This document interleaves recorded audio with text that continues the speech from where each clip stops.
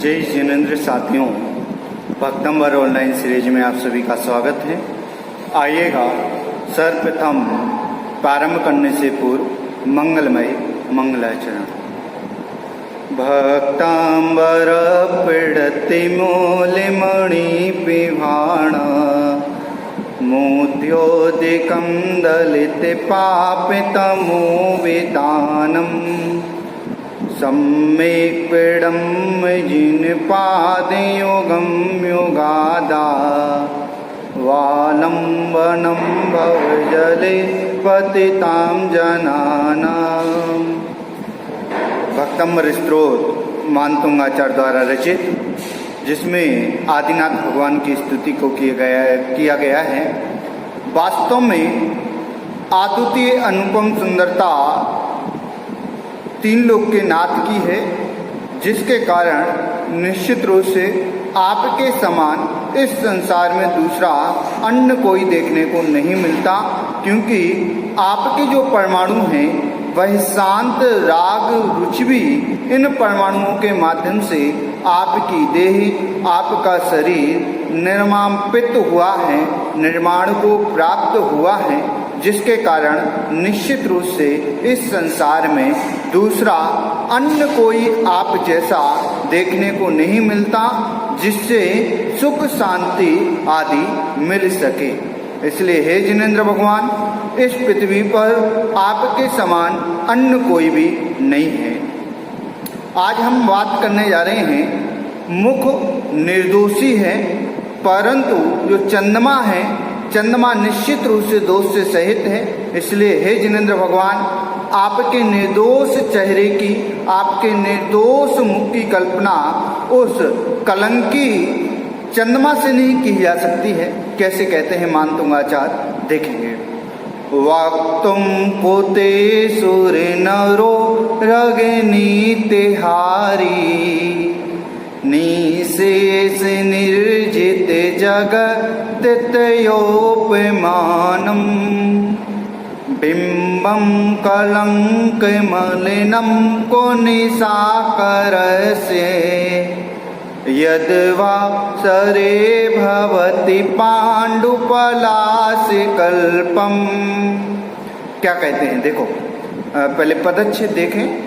वक्तुम कोते सुर नर उरग नेत हारी निर्शेष निर्जित जगत तितय उपमानम बिंबम कलंको मलिनम को निशा करस्य यत वासरे भवति पांडु पलाश कल्पम। यहाँ पर क्या कहते हैं मानतुंगाचार्य? मानतुंगाचार्य कहते हैं, देखो, ते माने आपका, मुख मुख वक्त माने मुख, आपका मुख निश्चित रूप से सुर देवलोक, देवलोक में जो उत्तम हैं ऐसे देवलोक में, नर नरों में, मनुष्यों में, उरग जो अधोलोक जाति के नाग कुमार जाति के देव हैं, असो जाति के एक वेदों में नाग कुमार जाति के देव हैं, उनकी नित्यहारी, नित्य को हरने वाला है आपका मुख। देवगण, नरगण और जो अधोलोक में देव रहते हैं, ऐसे नाग कुमार जाति के देव, इन सभी के चित्र को, इन सभी के नेत्र को हरण करने वाला है, क्योंकि आपकी छवि वास्तव में निर्दोष पने को प्राप्त हुई है। आपका चेहरा निश्चित रूप से उनके मन को, उनके नेत्रों को अपनी ओर आकर्षित करता है। निर्शेष निर्जित जगत त्रयोपमानम। निर्शेष, निर्शेष माने शेष नहीं रहा जो, अर्थात संपूर्ण रूप से, पूर्ण रूप से, क्या कहेंगे, पूर्ण रूप से निर्जित, जीत लिया है, जानना, पूर्ण रूप से, संपूर्ण रूप से जीत लिया है। किसे जीत लिया? तो कहा जगत, जगत में तितय, तीनों लोकों में उपमानम उपमाओं को, अर्थात जिसने तीनों लोकों की उपमाओं को जीत लिया है ऐसा आपका मुखमंडल दिखाई देता है। इसलिए आपके उस मुखमंडल से किसी की तुलना नहीं की जा सकती। देखो, उपमा वास्तव में उससे की जाती है जो महान हो। जैसे हमने कमल की उपमा जानना, मुख की उपमा कई बार किससे की जाती है? कमल से कर दी जाती है, क्योंकि ध्यान देना मुख से उत्कृष्ट पने को प्राप्त होता है कमल, परंतु तीन लोक के नाथ तो आप ही हैं। आप जब तीन लोक के नाथ हैं तो आपकी उपमा हम किससे करें? अर्थात किसी से आपकी उपमा नहीं की जा सकती। बिंबम कलंक मलिनम को निशाकरस्य। निशाकरस्य का अर्थ होता है, देखो निशाकर का अर्थ होता है निशा को करने वाला। निशा को कौन करता है? चंद्रमा करता कि नहीं करता? और एक पर्यायवाची भी है, ध्यान देना। रात्रि का पर्यायवाची क्या है? तो कहा निशाचर। निशाकरस्य, निशाकरस्य माने चंद्रमा का। कलंक मलिनम, कलंक से मलिन है। तद बिंबम वह मंडल, जानना क्या कहा? बिंबम कलंक, जो उसका बिंब है, किसका? चंद्रमा का जो बिंब है वह निश्चित रूप से कलंक से मलिन है। क्वा माने कौन? क्वा माने कहा। यत, यत माने जो। वासरे माने जैसे रविवार होता है, सोमवार होता है, मंगलवार दिन बोलते ना, ऐसे यत वासरे। यत माने जो, वासरे माने दिन में, भवती माने होता है। पांडु, पांडु एक फूल होता है, जानना। पांडु जो है, पांडु का अर्थ होता है फीका, और पलाश एक पत्ता होता है या फूल होता है, वो निश्चित रूप से दिन में कैसा हो जाता है? पांडु बन जाता है, फीका पड़ जाता है। कल्पम, यहाँ पर कहते हैं पांडु पलाश कल्पम, जो पलाश का पत्ता है पलाश की तरह, अतः जो पलाश का फूल है वह दिन में फीका पड़ जाता है। ऐसे ही जो चूर माने जो सूर्य के आने पर जो चंद्रमा की किरण है वह भी कैसी हो जाती है? फीकी पड़ जाती है। अतः तीन लोग की जो महान नाथों के नाथ हुए, ऐसे श्रीनाथ, उनकी उपमा अर्थात उनके मुखमंडल की उपमा निश्चित रूप से चंद्रमा से नहीं की जा सकती, क्योंकि चंद्रमा एक तो कलंकी है, दूसरा दिन के प्रभात में वह फीका पड़ता हुआ नजर आता है, इसलिए इसकी उपमा नहीं की जा सकती है। इस रूप से हमने यहाँ पर अर्थ जाना। एक बार देखेंगे।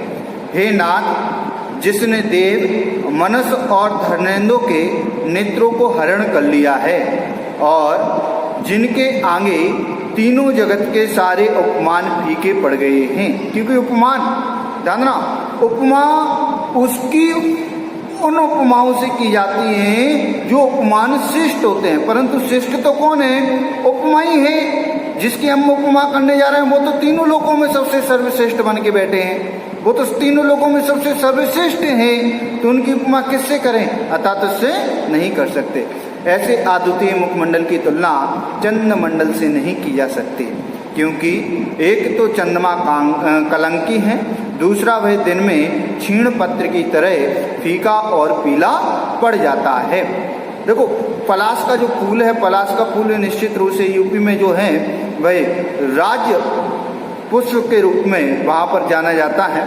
निश्चित रूप से पलाश का जो फूल है वह दिन के प्रभाव में कैसे हो जाता है? पीला पड़ता हुआ नजर आता है, ऐसा जानना चाहिए। एक बार फिर से देख लें।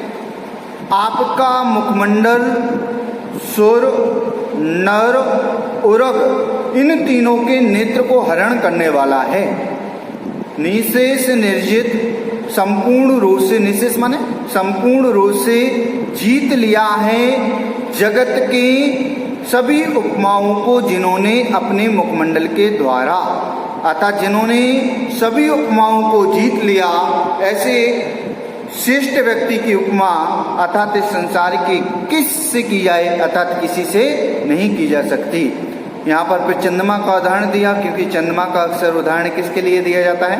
मुख के लिए दिया जाता है, परंतु यहाँ पर उदाहरण दिया बिंबम कलंक मलिनम को निशाकरस है। चंद्रमा का बिंब कलंक मलिन होता हुआ दिखाई देता है। और दूसरा उपमान यहाँ पर दिया, यत वासरे भवति पांडु पलाश कल्पम।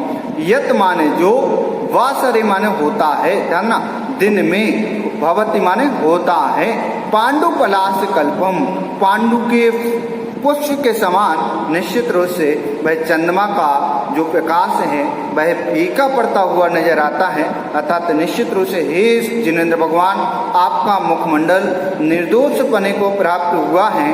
अर्थात जो निर्दोष पने को प्राप्त होता है, निश्चित रूप से उसकी जो दोष से सहित है, ऐसे चंद्रमा से उसकी उपमा कैसे की जा सकती है? मैं आपसे पूछता हूँ, जैसे आप में कोई दोष नहीं है, आप जुआ नहीं खेलते और आपका उदाहरण जुआ खेलने वाले से दिया जाए, आपको अच्छा लगेगा क्या? नहीं लगेगा। ऐसे यहाँ पर कहते हैं, हे तीन लोक के नाथ, आपका मुखमंडल जो है वह निर्दोष पने को प्राप्त हुआ, परंतु जो चंद्रमा का मुखमंडल है वह तो कलंकी है, वो तो फीका पड़ जाता है। अर्थात इसकी तुलना निश्चित रूप से आपसे नहीं की जा सकती, ऐसा यहाँ पर कहा गया। पढ़ेंगे, वक्तम कुते सुर नरो रग्नि तिहारी, निर्शेष निर्जित जगत तृतयोपमानम, बिंबम कलंक मलिनम कुनिशाकरस्य, यद वासरे भवति पांडुपलाश कल्पम।